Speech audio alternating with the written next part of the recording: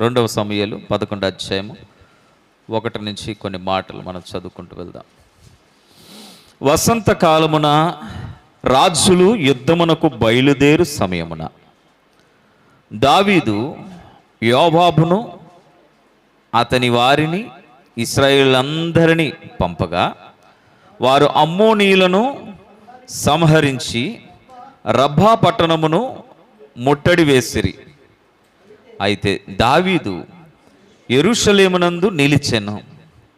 ఒకానొక దినమున ప్రొద్దుగుంకు వేళ దావీదు పడక మీద నుండి లేచి రాజనగరి మిద్దె మీద నడుచుచు పైనుండి చూచుచుండగా స్నానము చేయి ఒక స్త్రీ కనబడెను.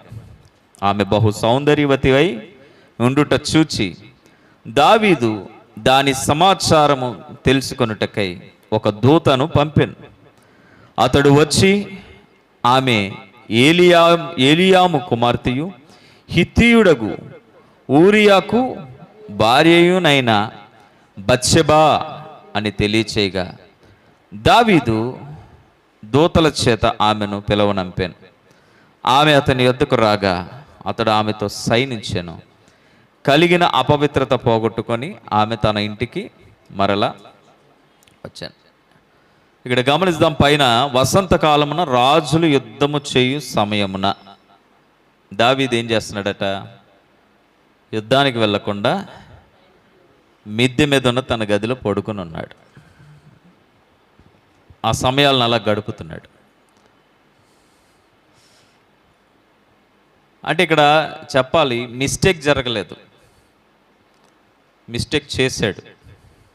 మేబీ నా ఆలోచన ఏంటంటే ఇది ప్రీ ప్లాన్ అనొచ్చు కూడా. కొన్నిసార్లు మన జీవితంలో ఏ సమస్య లేదు, ఇంకా బిందాస్గా బ్రతకొచ్చు అనుకునేటప్పటికి సమస్యలను మనము మన ధనానితోటి, మన అధికారంతో, మన గుణంతో కొని తెచ్చుకుంటాం. రాజు ఎంత చెబితే అంత అనే స్థాయికి దావీదు వెళ్ళిపోతే దావీదు చేసిన పని ఏంటంటే యుద్ధ పంతులను పంపించేశాడు. దావీదు యెరూషలేములో ఉండిపోయాడు. అయితే దావీదు యెరూషలేమునందు నిలిచెను. ఒకానొక దినమున ప్రొద్దుగుంకు వేళ దావీదు పడక మీద నుండి లేచి, అంటే అప్పుడు దాకా ఎక్కడున్నాడు? కార్యము చేయాల్సిన పని చేయాల్సిన సమయంలో ఒకవేళ మనం లేవకపోతే తర్వాత జరిగే పరిణామాలు ఏంటంటే ఆ సోమరితనం మనల్ని పాపం వైపు నెట్టుతూ ఉంటుంది. అందుకోసమే ఎప్పుడు మనము పనిచేసే గుంపుతో ఉండాలి, పనిచేసేటువంటి స్థలాల్లో ఉంటే మంచిది. ఒంటరితనం పాపాన్ని ప్రేరేపిస్తుంది. దావీదు జీవితంలో కూడా అదే జరిగింది. చూశాడు, సౌందర్యవతిగా కనిపించింది, మనసులో కోరిక కలిగింది. ఒక దూతను ఒక వ్యక్తిని పంపించి వివరాలు కనుక్కోమన్నాడు. ఇందుకే ఆమె ఎవరో కాదయ్యా, నిన్ను అనుక్షణము అంటుకుని కాపలా కాస్తూ నీ ప్రాణమునకు తన ప్రాణమును అడ్డు వేస్తున్నటువంటి ఊరియా భార్య అంటాడు. ఆయన ఎటువంటి వాడంటే, ఎంత అంగరక్షకుడు అంటే అలసినా దావీదును విడిచిపెట్టాడట. ఆయన అలసిపోయినా దావీదును విడిచిపెట్టేవాడు కాదు. 5వ వచనం నుంచి కూడా చదవండి ఒకసారి. ఆ స్త్రీ గర్భవతి అయి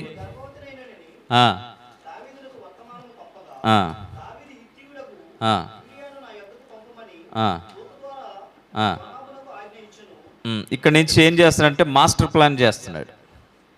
దావీదు మాస్టర్ బ్రెయిన్ వాడడం స్టార్ట్ చేశాడు. ఆ స్త్రీ దావీదుతో కమిట్ అయ్యి రాజుకు వ్యతిరేకంగా ఉండక రాజుతో సైనించటం వలన గర్భవతి అయింది. ఆ విషయాన్ని దావీదుకు తెలియచేయగా ఇప్పుడు తన భర్తను పిలిపిస్తున్నాడు, మాస్టర్ ప్లాన్ చేస్తున్నాడు. చదువుదాం.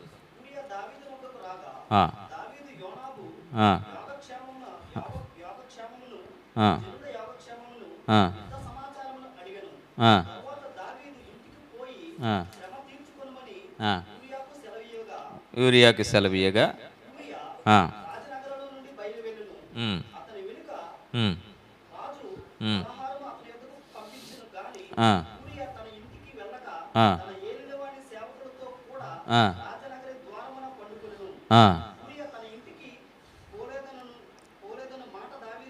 ఉమ్, ఆ, ఆ, ఉమ్, ఆ,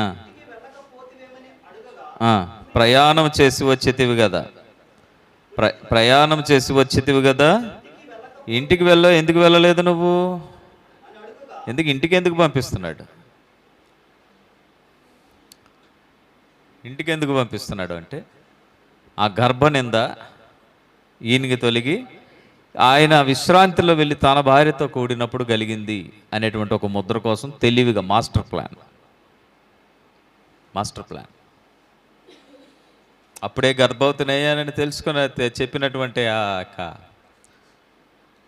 బెత్షెబాను గూర్చి, దావీదుని గూర్చి ఇద్దరికి ప్లాన్ వేసుకుంటున్నారు. యుద్ధ భూమిలో ఉన్నవాడిని పిలిచి ఆయన మీద కనికరమ చూపించి, సరే నువ్వు ఇంటికి వెళ్ళి రెస్ట్ తీసుకో అంటే, ఒకవేళ ఆ విశ్రాంతి సమయంలో తన భార్యతో గడిపితే ఆ గర్భము తన వల్లే కలిగింది అనేటువంటి ఒక ప్లాన్. ఆయన పోవట్లేదట, అక్కడే కనిపెట్టుకుంటున్నాడట. చూద్దాం. ఆయన అంటున్నాడు, ఊరియా తన ఇంటికి పోలేదన్న మాట దావీదునకు వినబడినప్పుడు దావీదు ఊరియాని పిలిచి, నీవు ప్రయాణం చేసి వచ్చావు కదా, ఇంటికి వెళ్ళకపోతే ఏమని అడగగా, ఊరియా మందస్సమును ఇశ్రాయేలు వారును యోధా వారును గుడారములలో నివసించుచుండగను నా అధిపతియగు యోవాబును నా ఏలినవాడగు నీ సేవకులను బయట దండులో ఉండగను. దండులు అంటే యుద్ధంలో ఉండగను. భోజన పానములు చేయుటకును నా భార్య యొద్ద పరుండుటకును నేను ఇంటికి పోదునా? నీ తోడు, నీ ప్రాణం తోడు, నేను అలాగూ చేయువాడును కానని దావీదుతో అనెను. దావీదు, నేడును నీవిక్కడ నుండుము, రేపు నీకు సెలవిత్తునని ఊరియాతో అనగా, ఊరియా నాడును మరునాడును యెరూషలేములో నిలిచాను. అంతలో దావీదు అతనిని భోజనమునకు పిలిచాను. అతడు బాగుగా తిని త్రాగిన తరువాత దావీదు అతన్ని మత్తునిగా చేశాను. సాయంత్రమున అతడు బయలు వెళ్ళి తన ఇంటికి పోక తన ఏలిన వాని సేవకుల మధ్య పడక మీద పండుకొనెను. ఉదయమున దావీదు యుద్ధము మోపుగా జరుగుచున్న చోట, బాగా వినండి, యుద్ధము మోపుగా జరుగుచున్న చోట ఊరియాను ముందు పెట్టి, అతడు కొట్టబడి హతమగునట్లు నీవు అతని యొద్ద నుండి వెళ్ళిపోమ్మని యోవాబునకు ఉత్తరము వ్రాయించి ఊరియా చేత పంపింది. ఒక ప్లాన్ వేశాడు, ఫెయిల్ అయింది. రెండో ప్లాన్ ఏంటంటే, దగ్గర తీసుకొని ఆ రాత్రి భోజనం పెట్టి చక్కగా ద్రాక్షారసం ఇచ్చి మత్తుని చేసి, తర్వాత దినాన్ని ఒక లెటర్ రాసి, ఈ లెటరు జాగ్రత్తగా తీసుకెళ్ళి యోవాబుకి ఇచ్చేయి. ఎవరు ఇవ్వాలి? ఊరియా ఇవ్వాలి. ఎంత నమ్మకస్తుడు ఊరియా! తీసుకుని వెళ్ళి యోవాబుకి ఇచ్చాడు. చూడండి, అందులో ఏం రాసిందంటే, అతన్ని ముందు లైన్లో పెట్టు, కొట్టబడి చంపబడాలి. ఊరియా మొదటి లైన్లో ఉంటే చనిపోతాడు కాబట్టి మొదటి లైన్లో పెట్టి నువ్వు అక్కడి నుంచి వెనక్కొచ్చేసాయి. అది ఊరియాతోటే పంపించాడు లెటర్. మనం ఇప్పుడు దాకా దావీదు కోసం చాలా మంచి విషయాలు విన్నాం. ఇప్పుడు దావీదులో చూడండి ఎటువంటి కన్నింగ్ ఉందో. యోవాబు పట్టణము ముట్టడి వేయగా ధైర్యవంతులుండు స్థలమును గుర్తించి ఆ స్థలమునకు ఊరియాను పంపాను. ధైర్యవంతులుండు అంటే యుద్ధ నేర్పరితనం బాగా ఉండేటువంటి వారి మధ్యకి, అంటే ఒక టఫ్ ప్లేస్లో ఊరియా సెట్గాడు. ఊరియా నమ్మకస్తుడు, కానీ టఫ్ ప్లేస్లో యుద్ధం చేసే నైపుణ్యత లేదు. ఆ ప్లేస్లో పెట్టించాడు. ఆ పట్టణపు వారు బయలుదేరి యోవాబుతో యుద్ధంకు రాగా దావీదు సేవకులలో కొందరు కూలిరి, హిత్తీయుడగు ఊరియాయు హతమయ్యాను. దావీదు చిన్న మిస్టేక్ చేశాడా? కాబట్టి యోవాబు యుద్ధ సమాచారం అంతా దావీదు నద్దకు పంపి దూతతో ఇట్లా సో ఇక్కడ గమనిద్దాం. ఇక తర్వాత సమాచారం మనం చూద్దాం. మిస్టేక్స్ చేయకుండా ఎవరైనా ఉంటారా అంటే దావీదు చేశాడు. నీకు నాకంటే ఘోరమైన మిస్టేక్ చేశాడు. ఒకటి, బుద్ధి మందబుద్ధి కావడం, అధికారము తలకెక్కడం, నేనేం చేసినా అడిగేటువంటి వాడు లేడు అనేటువంటి, తర్వాత నేను వేసిన ప్రతి ప్లాను సక్సెస్ అనే గర్వం. ఒక మాట చెప్పండి, దేవుడి పక్షపాత? దేవుడి పక్షపాత కాదు. దేవుడి పక్షపాతి కాదు. నేను ఇన్ని రోజులు 40 రోజులు ఉపవాసం ఉన్నాను కదా, 41వ రోజు నేను ఒక తప్పు చేస్తే దేవుడు క్షమిస్తాడా? ఈ 40 రోజులు ఉపవాసం ఏంటంటే 41వ రోజు నుంచి ఇంకా పవిత్రంగా ఉండడం కొరకే తప్ప 41వ రోజు చేసే మిస్టేక్ని కవర్ చేసుకోవడానికి 40 రోజుల నా వ్రతము పని చేయదు. ఎత్తైన బిల్డింగ్ కూలిపోయినట్టే కూలిపోతుంది. కట్టుకున్నటువంటి కోటంతయు కూడా ఆ ఒక్క దినపు పాపం వలన కూలిపోతుంది. ఇప్పుడు మనం ఏం చేద్దాం? దేవుడు కూల్చేసాడు, 40 దినాలు నా ప్రయాస చూడలేదంటాడా? అందామా?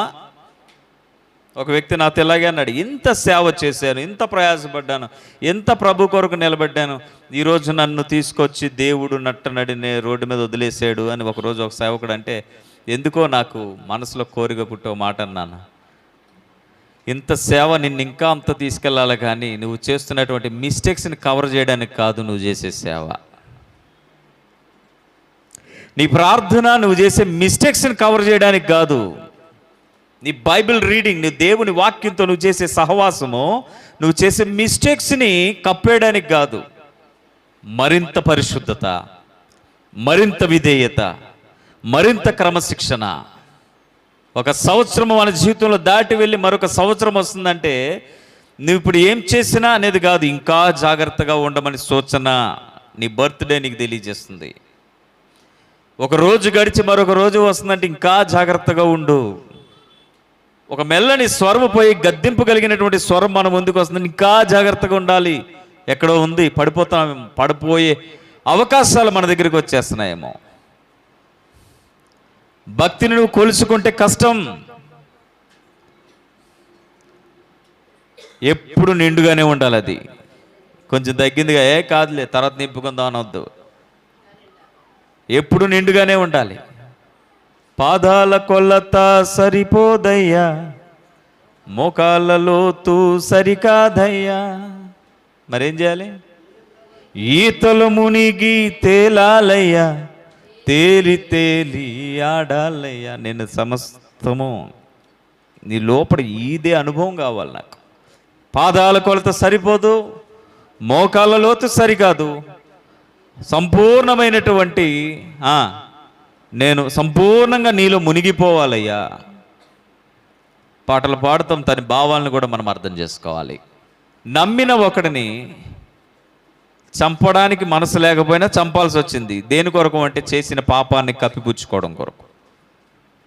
ఈరోజు నీ పాపము నిన్నెక్కడికి తీసుకెళ్తుందో ఒక్కసారి జాగ్రత్త చూసుకో.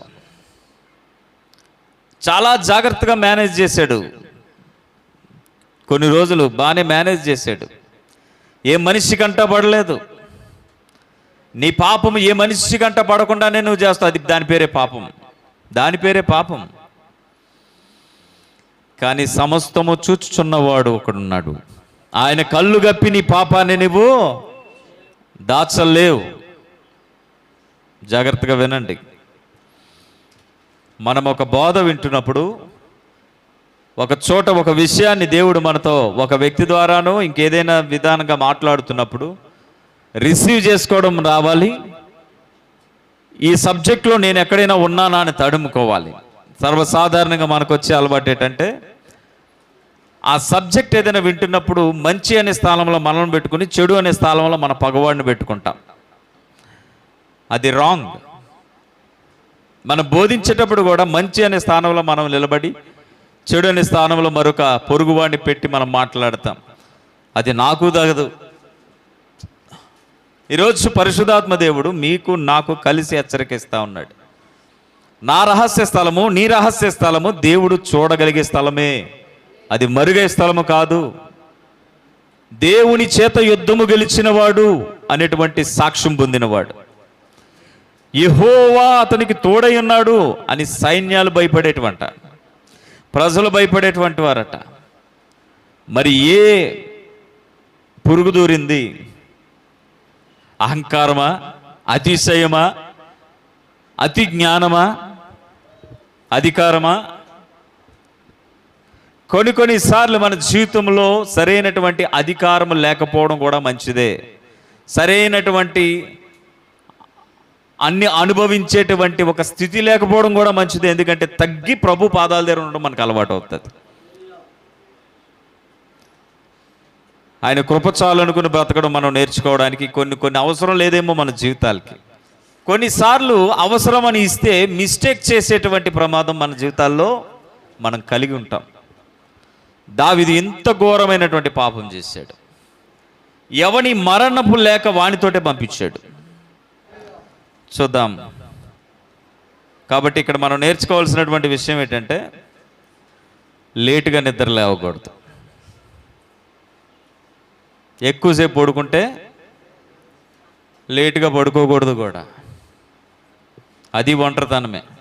అందరం బుద్ధి తెచ్చుకోవాల్సిన వాళ్ళమే. ఇక్కడ ఎవరు గొప్పలో లేము, ఎవరు గొప్పలు లేరు. ఆయన ఒక్కడే గొప్పడు. ఆమేన్. అందరం బుద్ధి తెచ్చుకోవాల్సిన. మనం ఇలా ఉందామండి అని ఒకటి నేను చెప్తున్నాను అంతే. మీరు ఇలా ఉండాలని కదా, మనం ఇలా ఉందాం, మనం ఇలా మారుదాం. ఆలస్యంగా పడుకున్నా పాపం చేస్తావు నువ్వు, ఆలస్యంగా లేచినా పాపం చేస్తావు నువ్వు. గమనించండి, నీ ఒంటరితనము నిన్ను పాపంలో నెట్టేస్తుంది. అయ్యా, ఎన్నిసార్లు మనుషులు మనకు తోడుంటారు. ఒంటరితనం అంటే మనుషుల మధ్య ఉండమని కాదు, దేవుని ఆత్మచేత నింపబడి ఉండడం. Fill with holy spirit. దేవుని ఆత్మచేత నువ్వు నింపబడి ప్రతి విషయాన్ని దేవుని వాక్యపు అర్థంలోంచి నువ్వు చూడడం నీకు వస్తే అది పాపమా, అది ఘోరమైన స్థితా, అది భయంకరమైన ప్రమాదమా ఆయన తెలియజేసినప్పుడు నీకు ఆగడం వస్తుంది. నువ్వు ఆగగలుగుతావు, ఆగిపోతావు. అక్కడికి నన్ను నడిపించయ్యా అని ప్రార్థన చేయడం ప్రారంభిస్తావు. నీ స్వబుద్ధిని ఆధారం చేసుకొనక నీ పూర్ణ హృదయంతో యెహోవా యందు నమ్మికించుము. నీ ప్రవర్తన అంతటి మీద ఆయన అధికారమును ఒప్పుకో. ఆయన నీకు లీడ్ అవ్వాలి. నీవు ఆయన చేత ఏలుబడిలో ఉండాలి. ఎప్పుడైతే ఇది తప్పుద్దో వ్యక్తి జీవితంలో పాపం అనగా నీ స్వచిత్తం పనిచేయడం ప్రారంభిస్తుంది. గమనించండి, నువ్వు దేవునిలాగా ఆలోచన చేయలేవు. దేవుని కుమారుడివి కానీ దేవునిలాగా ఆలోచన చేయలేవు.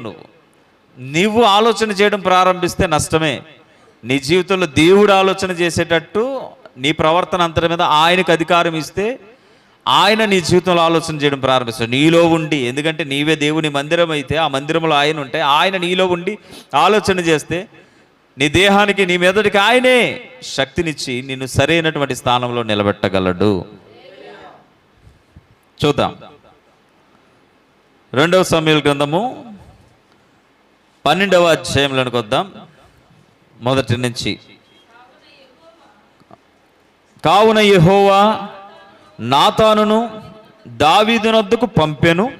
అతడు వచ్చి దావీదుతో ఇట్లనెను, ఒకానొక పట్టణమందు 2 మనుషులు. కథ చెప్తున్నాడు.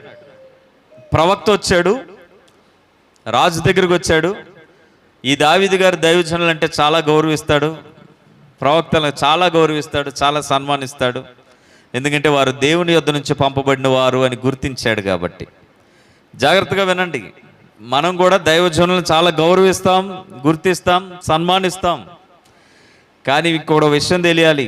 దైవజనుడు నీ ఇంటికి వచ్చాడంటే దేవుడు ఒక వర్తమానాన్ని పంపించాడు. అది వినడానికి నువ్వు ప్రిపేర్ కావాలి. నువ్వు పెట్టే కమ్మని భోజనం కాదు, నీకు వచ్చే వార్నింగ్స్ కూడా నువ్వు రిసీవ్ చేసుకోవాలి. ఒక స్టోరీ స్టార్ట్ అవుతుంది అక్కడ. చూడండి. కావున యెహోవా నాతానును దావీదునొద్దకు పంపెను. అతడు వచ్చి దావీదుతో ఇట్లనెను, ఒకానొక పట్టణమందు 2 మనుషులుండిరి. ఒకడు ఐశ్వర్యవంతుడు, ఒకడు దరిద్రుడు. ఐశ్వర్యవంతునికి విస్తారమైన గొర్రెలను గుడ్లను కలిగి ఉండెను. అయితే ఆ దరిద్రునికి తాను కొనుక్కొనిన ఒక చిన్న ఆడు గొర్రెపిల్ల తప్ప ఏమీ లేకపోయాను. వాడు దానిని పెంచుకొనుచుండగా అది వాని యొద్దను వాని బిడ్డల యొద్దను ఉండి పెరిగి వాని చేతి ముద్దలు తినుచు వాని గిన్నెలోనిది త్రాగుచు వాని కౌగిట పండుకొనుచు వానికి కుమార్తె వలె ఉండెను. అట్లుండగా మార్గస్థుడు ఒకడు ఐశ్వర్యవంతుని యొద్దకు వచ్చాను. అతడు తన యొద్దకు వచ్చిన మార్గస్థునికి ఆయుత్తము చేయుటకు అనగా విందు చేయుటకు, ఆయుత్తం చేయుటకు అనగా మర్యాదతో విందు చేయుటకు తన గొర్రెలలో కానీ గొడ్లలో కానీ దేనిని ముట్టలేదు. ఆ దరిద్రుని గొర్రె పిల్లను పట్టుకొని తన యొద్దకు వచ్చిన వానికి విందు చేశాను, ఆయుత్తము చేశాను. దావీదు ఈ మాట విని ఆ మనుష్యుని మీద బహుగా కోపించి, ఈ స్టోరీ విన్నాక ఎవడవాడు అంటున్నాడు దావీదు. కోపించుకొని యెహోవా జీవముతోడు నిశ్చయముగా ఈ కార్యము చేసిన వాడు మరణపాత్రుడు, వాడు కనికరము లేక ఈ కార్యము చేశాను గనుక ఆ గొర్రె పిల్లకు ప్రతిగా 4 గొర్రె పిల్లలను ఇయ్యవలనని నాతానుతో అనెను. 7వ వచనం, నాతాను దావీదును చూచి ఆ మనుష్యుడు ఉండిపోయి అన్నాడు. న్యాయం చూడండి, ఐశ్వర్యవంతుడు ఉన్నాడు, దరిద్రుడు ఉన్నాడు. ఐశ్వర్యవంతుడికి అన్నీ ఉన్నాయి, దరిద్రుడికి ఒక్క చిన్న గొర్రెపిల్ల ఉంది. తన ఇంట్లో కుమార్తె వలె పెరుగుతుంది, తన పిల్లలతో పెరుగుతుంది, తనతో పెరుగుతుంది, తన ఇంట పెరుగుతుంది. ధైర్యముగా పడుకునే సమయానికి వచ్చి ఆయన రొమ్మున ఆనుకుని ధైర్యంగా పడుకుంటుంది. ధనవంతుడి ఇంటికి మార్గస్థుడు అంటే దారిని పోతున్న చుట్టం ఒకడు వస్తే వీడికి ఏదన్నా ఆ పూట మర్యాద చేయాలి కాబట్టి అతని గొర్రెలలో కానీ అతని గొడ్లలో కానీ దేనిని తీయనొల్లక దరిద్రుని దగ్గర ఉన్నటువంటి ఆ యొక్క రొమ్మును ఆడుకుంటున్నటువంటి ఆ గొర్రె పిల్లని విందిచ్చాడు. దావీదు ఆ స్టోరీ విని బహుగా కోప్పడ్డాడు. నిశ్చయముగా నష్టపరిహారం భారీగా చెల్లించాలి. అంత మాత్రమే కాదు, వాడు శిక్షకు పాత్రుడు అంటే నావుతాను అంటున్నాడు. ఏమాత్రము సందేహం లేకుండా, ఏమాత్రము వెనకాడక నువ్వే ఆ మనుష్యుడవు. ఇశ్రాయేలు దేవుడిని యెహోవా సెలవిచ్చినదేమనగా, ఇశ్రాయేలు మీద నేను నిన్ను రాజుగా పట్టాభిషేకం చేసి సౌలు చేతి నుండి నిన్ను విడిపించి నీ యజమానిని నీ నగరిని నీకు అనుగ్రహించి నీ యజమాని స్త్రీలను నీ కౌగిట చేర్చి ఇశ్రాయేలీల వారిని యోధా వారిని నీకు అప్పగించి తిని ఇది చాలదని నీవు అనుకుని నీ ఎడల నేను మరింకెక్కువగా నీకు ఇచ్చిందును. నీవు యెహోవా మాటలను తృణీకరించి ఆయన దృష్టికి చెడుతనము చేసితివేమి? హిత్తీయుడగు ఊరియాను కత్తి చేత చంపించి అతని భార్యను నీకు భారీగా ఉండునట్లు నీవు పట్టుకొని ఉన్నావు. అమ్మోనీయుల చేత నీవు అతని చంపించితివి కదా. నీవు నన్ను లక్ష్యము చేయక హిత్తీయుడగు ఊరియా భార్యను నీకు భార్య అగునట్లు తీసుకొనినందున నీ ఇంటి వారికిని సదాకాలము యుద్ధము కలుగును. నా మాట ఆలకించుము. యెహోవానగు నేను సెలవిచ్చినదేమనగా, నీ ఇంటి వారి మూలముననే నేను నీకు అపాయము. ఎవరా ఇంటివారు? చూడండి, ఎవరికి నీకు అపాయము? నీవు చూచుచుండగా నీ భార్యలను నేను తీసి నీ చేరువానికి అప్పగించుదను. పగటి యందు వాడు వారితో సైనించును. నీవు ఈ కార్యము రహస్యంగా చేసితివి. నువ్వు చేసిన పాపము రహస్యంగా చేసావా? ఇశ్రాయేలులందరూ చూచుచుండగా పగటి యందే నేను చెప్పిన దాన్ని చేతును. అయితే నీ జీవితంలో జరిగే ఘోరము అనేకులు చూస్తారు, చూసుకో అన్నాడు. రహస్యంలో చేస్తున్నావా పాపం? నిన్ను పబ్లిక్లో నిలబెడతాను నేను. నీ వలనే నీ ద్వారానే గొలియాతు అనేటువంటి వాడు ఓడిపోయాడని ప్రజలు నమ్మేటట్టు చేశానుగా. ఆ ప్రజల మధ్యనే నిన్ను నిందకు అప్పగించబోతున్నాను. నీవు కన్నవారు నిన్ను తరిమేటట్టు చేయబోతున్నాను. ఒక్కటి చేసావా? నువ్వే చెప్పావుగా న్యాయం. ఒక్క గొర్రె పిల్లకి ఎన్ని గొర్రె పిల్లలు తిరిగి ఇవ్వాలో నువ్వే చెప్పావుగా న్యాయం. అలాగ నీవన్నీ కూడా తీసి నేను నీ పొరుగు వానికి ఇవ్వబోతున్నాను నేను. జరగదంటారు ఈ పని? జరగలేదా? రొమ్ముడు బాదుకుని ఏడ్చాడు దావీదు. జరిగింది ఇది. కాకపోతే ఇక్కడ చూద్దాం 13వ వచనం. నేను పాపము చేసి తినని దావీదు నాతానుతో అనగా, నాతాను, నీవు చావకుండునట్లు యెహోవా నీ పాపమును ఇక్కడ మీకు అర్థం కాలే, ముందు చెప్పినవన్నీ జరుగుతాయి. నీ పశ్చాత్తాపం నిన్ను కాపాడుతుంది. కాకపోతే నష్టం వలన కలిగిన గాయం ఉంటుంది చూడు, అది ఇక్కడ పుండులాగా ఎప్పటికీ ఉంటుంది. మీకు అర్థమవుతుందా? మీకు అర్థమవుతుందా? దావీదు ఏమయ్యాడు ఇప్పుడు? ఇక్కడ పశ్చాత్తాపడుతున్నాడు. నేను పాపం చేశాను. ఇమ్మీడియట్గా ఒక్కటి గమనించండి, దైవజనుడు వచ్చి నీవు చేసిన పాపము నీతో చెబుతున్నప్పుడు నేను పాపినని ఒప్పుకునే మనసు నీకుందా? రియల్ రిపెంటెన్స్, నిజమైన పశ్చాత్తాపం నిన్ను బ్రతికిస్తుంది. నిజమైన పశ్చాత్తాపం నిన్ను బ్రతికిస్తుంది. నాతాను చెప్తున్నాడు, నువ్వు క్షేమంగానే ఉంటావు, కానీ నీ చుట్టూ అలజడి, నష్టం చూడాలిగా, మరి నష్టపరిహారం చెల్లించాలిగా.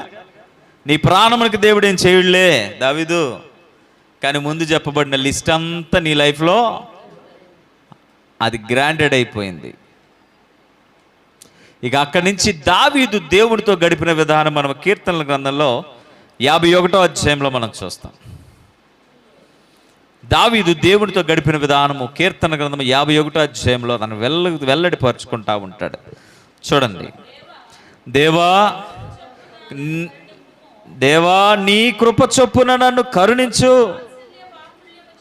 నీ వాత్సల్య బాహుల్యము చొప్పున నా అతిక్రమములను, నువ్వు ఇచ్చే నష్టాన్ని ఎలాగిచ్చావు కదా, ఇంక నీ ముందు నేనేది ప్రార్థన చేసేదన్నాడా? అంతమందిని నష్టపరిచినవాడు దావీదుని నష్టపరచలేడా? నువ్వు ఏది విత్తుతావో, మరలా చెప్పండి, నువ్వు ఏది విత్తుతావో, ఈరోజు నువ్వు ఏది విత్తుతున్నావు దాన్ని కోయడానికి సిద్ధంగా ఉండు. కొయ్యాలి తప్పదు, నేనైనా నువ్వైనా కొయ్యాల్సిందే తప్పదు. ఇక్కడ దేవుడు సాడిస్టు కాదు, మూర్ఖుడు కాదు. దేవుడు న్యాయవంతుడు. అర్థమైందా? న్యాయము బట్టి ప్రతిఫలం ఇస్తాడు. మనోడరా కవర్ చేసేద్దాం చెంగుచోటును దాచుకునేవాడు కాడు. దావీదు నా హృదయానుసారం నేను చెప్పగలిగిన వాడే. దావీదు జీవితంలో నష్టాన్ని గ్రాంటెడ్ చేశాడు, ఆమోదించాడు, రిలీజ్ చేశాడు. ఎందుకంటే దావీదు వెళ్ళిన మార్గం సరైంది కాదు, దేవుడు దాన్ని ఒప్పలేదు. దావీదు తనయ హోసన్నా అని పాడుకోగలుగుతాం, కానీ దావీదుకున్న మచ్చం కొట్టం దేవుడు సహించలేదు. కానీ దావీదు తనయ అవ్వడానికి దావీదు పశ్చాత్తాపం ఏ రేంజ్లో ఉందనేటువంటిది కూడా మనం అర్థం చేసుకోవచ్చు. దాని కొరకే నేను ప్రారంభంలో చెప్పాను, ఏ వ్యక్తి అయినా కానీ మిస్టేక్ చేయకుండా ఉంటాడా? 100%. ప్రతి పర్సను మిస్టేక్స్ చేస్తాడు. కానీ ఆఫ్టర్ మిస్టేక్ ఒకవేళ దేవుని వార్నింగ్ నీకు వస్తే నీ లోపల రిపెంటెన్ అయ్యే మనసు ఉందా? మారు మనస్సుకు తగినటువంటి ఫలాలు పొందగలిగే మనసు నీకుందా? పశ్చాత్తాపడగలిగినటువంటి మనస్సు నీకుందా? దావీదు ఎందుకు మరలా లేచి దేవుని హృదయంలో హత్తుకోగలిగాడు అంటే తన మిస్టేక్ని తను చూశాడు. ఇది నా తప్పు కాదు అనలేదు. మీరు ఎవరు చేయరా తప్పులు అనలేదు. ఈరోజు నీవు నేను పట్టబడంగానే మనం ఏం చేస్తాం తెలుసా? మన తప్పులు పక్కనట్టు వాళ్ళు చేయట్లేదా తప్పులు, వీళ్ళు చేయట్లేదా తప్పులు, వాళ్ళు ఏమన్నా పెద్ద మంచోళ్ళు అనుకున్నారా, వాళ్ళకి సంగతి మీకు తెలుసా, మాకు తెలుసు చాలా అని ఇతరుల కొరకు మాట్లాడేటువంటి ఒక ఆలోచనతో నువ్వు నింపబడిపోతున్నావు. నీకు అర్థం కావట్లేదు, నీ లైఫ్ వాల్యూ నువ్వు కాపాడుకోవాలి. పాపం చేసిన ప్రతి ఒక్కరితో దేవుడు డీలింగ్ ఉంటుంది తెలుసా? నువ్వు చూపించాల్సిన పని లేదు. అతను పాపం చేయలేదా, ఇతను పాపం చేయలేదా, ఆమె వెళ్ళే దారులు నీకు తెలుసా?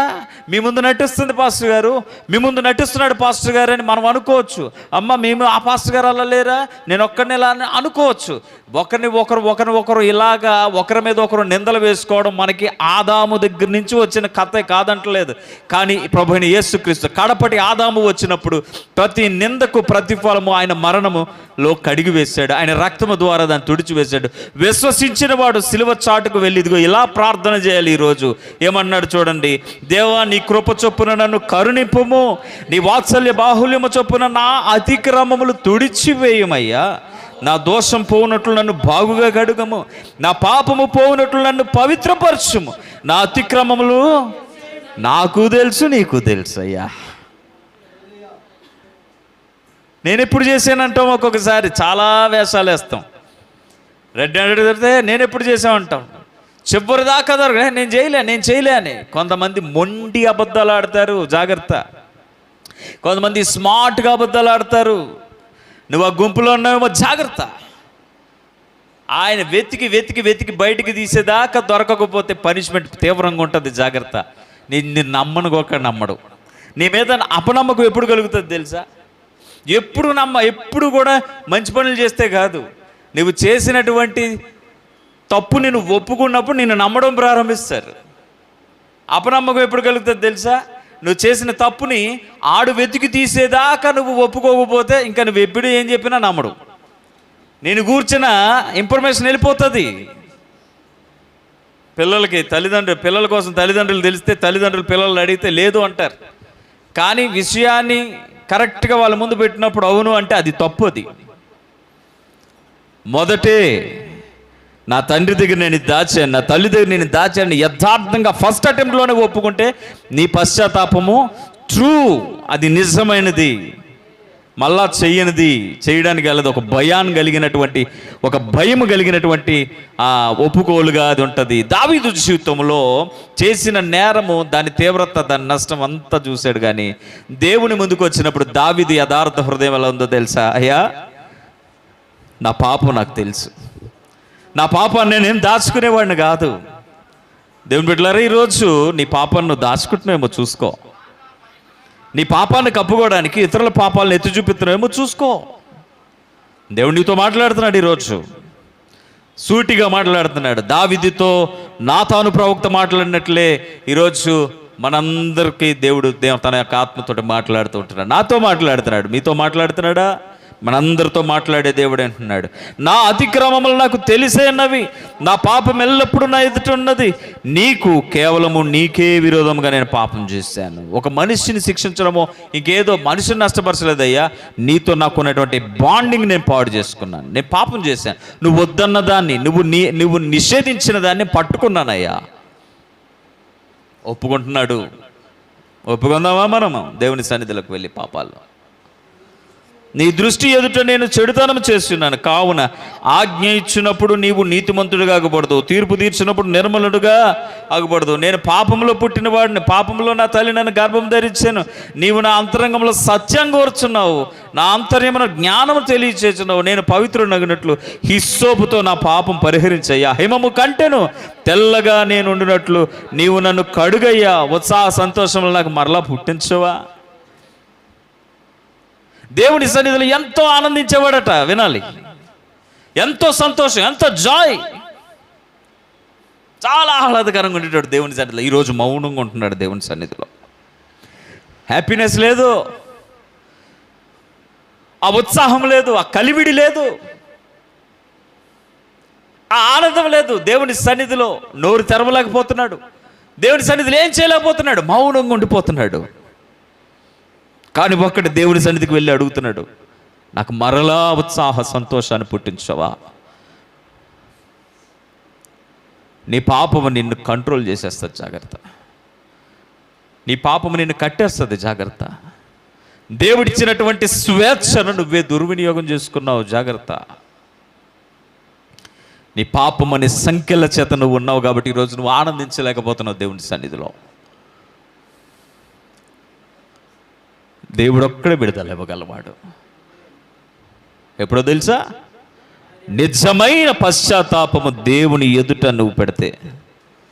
ప్రార్థన చేస్తున్నాడు, ఉత్సాహ సంతోషములు మరలా నాకు వినిపింపుము, అప్పుడు నీవు విరిచిన ఎముకలు హర్షిస్తాయ్యా. నా పాపములకు విముఖుడవు కమ్ము, వాటిని నీ ముందు పెట్టుకోవద్దని ఆయన. నా పాపాలు నీ ముందు పెట్టుకోవద్దయ్యా. నా దోషములన్నిటిని తుడిచివేయను ఆయన. దేవా, నా యందు శుద్ధ హృదయం దయచేయి, కలుగు చేయు, నా అంతరంగంలో స్థిరమైన మనసు నూతనంగా పుట్టించు. నీ సన్నిధిలో నుండి నన్ను త్రోసివేయద్దయ్యా, నీ పరిశుద్ధాత్మ నాదు నుండి తీసివేయకు నాయన. నీ రక్షణానందం నాకు మరలా పుట్టించుమయ్యా. సమ్మతి గల మనస్సు కలుగు చేసి నన్ను దృఢపరచయ్యా. అప్పుడు అతిక్రమము చేయు వారికి నీ త్రోవలను నేను బోధిస్తా. పాపం చేయడం వల్ల వచ్చేటువంటి ఫలముల కొరకు నేను మాట్లాడతానయ్యా. నువ్వు మరలా నన్ను లేపు నిలబెట్టంటాడు. దేవునికి స్తోత్రం కలుగును గాక.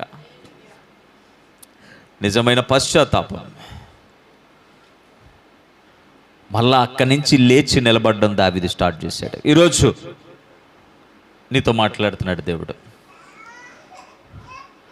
నీ పశ్చాత్తాపము నిజమైనదని దేవుడు నమ్మగలిగితే లేపి నిలబెడతాడు. మన పశ్చాత్తాపం నిజమైనదా?